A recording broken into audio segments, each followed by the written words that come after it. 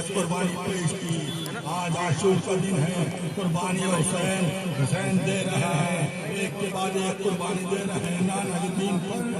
آج لانے گرامی کربلا کے میدان میں جب لاشوں کا آنا شروع ہوا، پہلے جب اون محمد کی لاشیں آ گئے، قاسم کا لاش پامال ہو گیا، علی اکبر کے پرچی کا پھل لگ گیا، عباس کے شان قلم ہو گئے.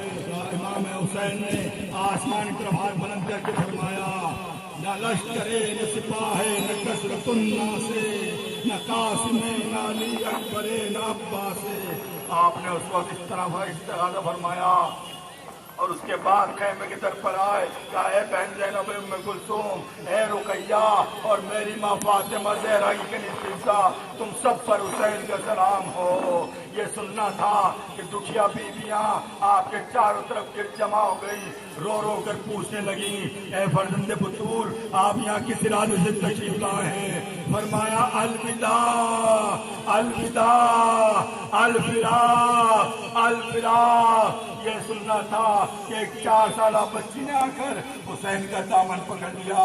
کہا بابا بابا کیا آپ نے موت پر کمر باندھ لی؟ کہا بیٹی کیوں کر موت میں مجبور ہو کر قبول نہ کرے، اس کا کوئی مددگار نہ ہو. یہ سننا تھا کہ بچی بلبلا کے رونے لگی. کہا بابا اگر یہی بات ہے ہمیں ہماری جد کی خبر پہنچا دیجیے. حسین نے کہا سکینہ اب تو یہ بھی نہیں ہو سکتا. اس کے بعد آپ نے فضہ سے کہا فضہ ذرا فلاں صندوق میں وہ لباس لے کر کے آنا جو اماں نے مجھے دیا تھا. جناب فضہ لباس لینے جاتی ہیں. امام حسین کہتے ہیں فضہ اگر بہن پوچھے تو بہن کو نہ بتانا. فضہ لباس لے کر کے دامن سے ڈھک کر لا رہی تھی. جناب زینب نے پوچھا کہ فضہ کیا لے کر کے جا رہی ہو؟ فضہ کہنے لگی یہ شہزادی حسین نے لباس منگوایا ہے. یہ سننا تھا کہ جناب زینب کہتی ہیں کہ یہ کیوں نہیں کہتی میرے بھائی کے کفن لے کر کے جا رہی ہو؟ ارے لباس آیا، حسین نے لباس پہنا اور اس کے بعد کہا الوداع الوداع الفراق الفراق. جناب زینب سید سجاد کے خیمے میں امام حسین کو لے کر کے آتی ہیں. آپ غشی کی حالت میں تھے، شانہ ہلایا، کہا سید سجاد ہماری شہادت کا وقت قریب آ گیا ہے، زیادہ دیر نہیں ٹھہر سکتے. بیٹا میرے پاس تم امام وقت ہو اور اس بےکس قافلے کے قافلہ سالار ہو. بیٹا جو بلا سر پر آئے پھیر لینا، تم کو لے جائیں گے تا شام ابھی ظلم شعار. ہوگی بازو میں نسن ہاتھوں میں اونٹوں کی نہار، راستہ چلنے میں پیدل جو چوہے پاؤں میں خار. تم سوا شکر کے کچھ منہ سے نہ کہنا زنہار، راہ میں ظلم و ستم ہوں گے برابر بیٹا، بیویا اونٹوں پہ سب ہوں گی کھلے سر بیٹا. جانیو باپ میرے سر پہ نہیں چپ رہنا، فوج آ جائے جو خیموں کے قریب چپ رہنا، لوٹ لے بیویوں کو دشمن دی چپ رہنا، آگ بھی گھر میں لگا دے جو نہیں چپ رہنا، سامنے مسند محبوب خدا چھن جائے، ارے صبر ہی کرنا جو زینب کی رضا چھن جائے. یہ سننا تھا کہ جناب سید سجاد بے قرار ہو کر رونے لگے.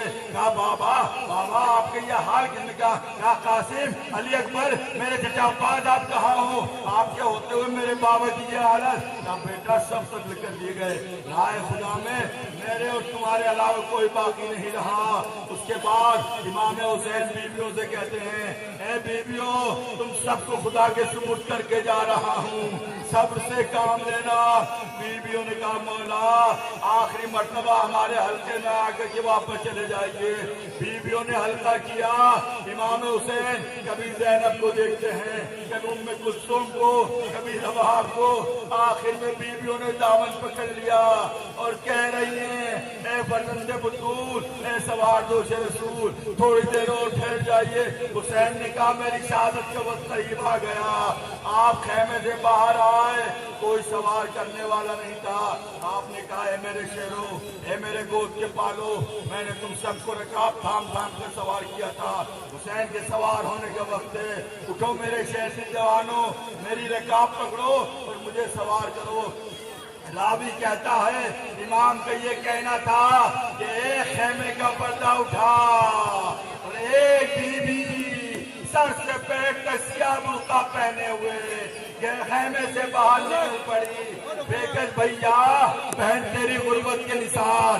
زینب نے کہا تھام کیے آپ سوار ہوئیے. بہن نے بھائی کو رخصت کیا. حسین ابھی تھوڑی دور بڑھے تھے کہ آپ کا ذوالجنا رک گیا. آپ نے کہا ہے ذوالجنا تو بھی صبح سے سواری اٹھا رہا ہے, برابر لاشوں پہ لاشیں اٹھا رہا ہے, تھوڑی دیر کی اور زحمت ہے. ارے ذوالجنا نے امام کو دیکھا اور پیروں جب جھکے کا مولا میری کیا مجال جو میں آپ کے حکم سر تابع کروں, لیکن مولا ذرا پیروں کو تو جھک کر دیکھیے. اب جو حسین نے دیکھا والی سکینہ ذوالجنا کے سموں سے لپٹی ہوئی کہہ رہی ہے, اے ذوالجنا میرے بابا کو نہ لے جا, مجھے یتیمی کی مصیبت سے بچا لے.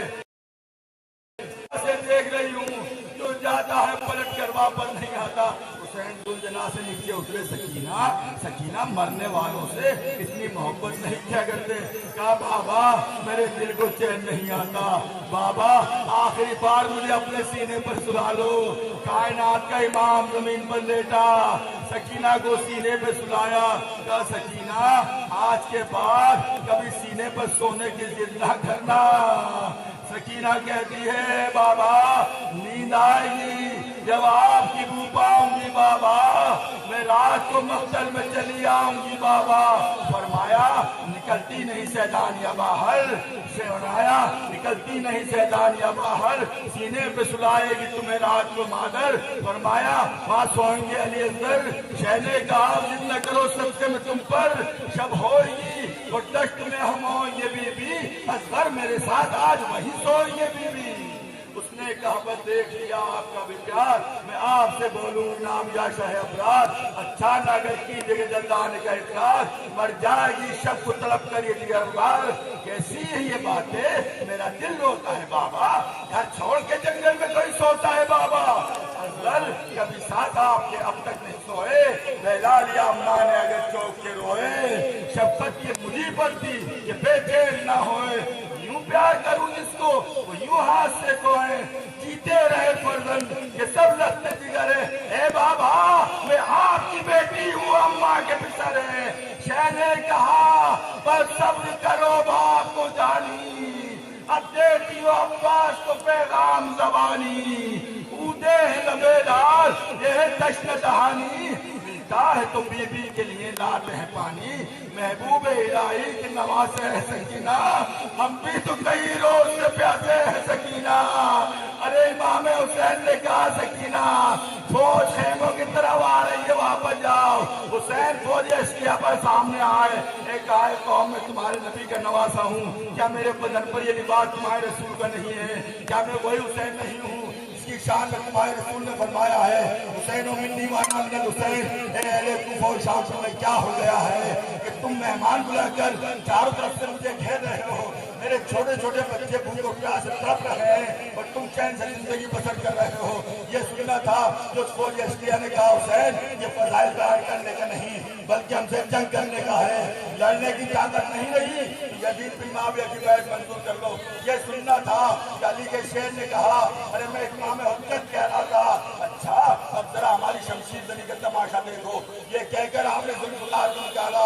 عزیز و سچ کہنا جس کے سامنے گود کے پالے دم تڑپ چکے ہو کیا وہ جنگ کر سکتا ہے؟ جس کے سامنے 18 برس کا کریے جوان فرزند دم توڑ چکا ہو کیا وہ جنگ کر سکتا ہے؟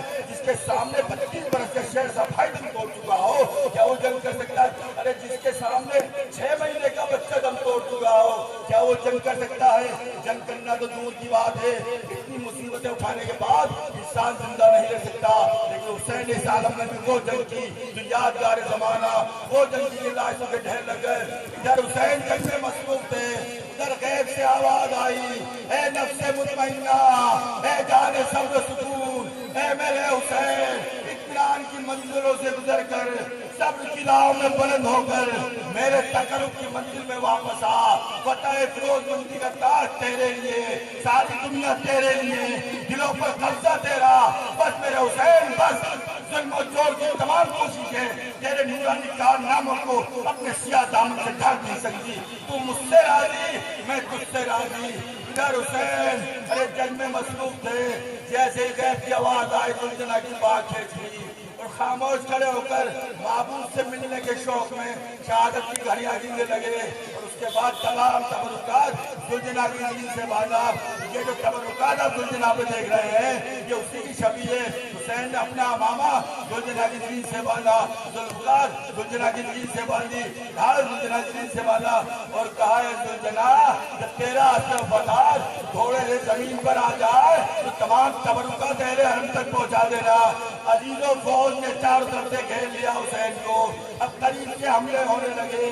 कोई तीर मारता था, कोई तलवार मारता था, पेशानी पर तीर लगा, सीने पर पत्थर लगा, नेज़े ने पहलू जख्मी किया। और ईमान का आखिरी ताजदार दो आलम पर कब्जा करने को मुतमन्नी 2, 4, 10, 20 नहीं बल्कि 1951 तक उठाकर सीने फर्श पर डगमगाया। अब्बास उठो, भाई को सहारा दो, कासिम उठो, चचा को संभाल कर उतारो, अकबर उठो, बाप को सहारा दो। अरे कोई चाहने वाला जिंदा नहीं रहा, तो लश्कर वालों तुम ही रास्ता दो ताकि बेकत बहन भाई को संभाल के आकर उतार तो ले। मगर भाई नहीं, भांजे नहीं, बहन का रास्ता दुश्मनों ने रोका। मेरा दिल कहता है नाना बिस्मिल्लाह कहकर बड़े होंगे, अली ने बाजू संभाला होगा, माँ जब की रेत पर हाथ फैला कर बैठी होगी, आजा मेरे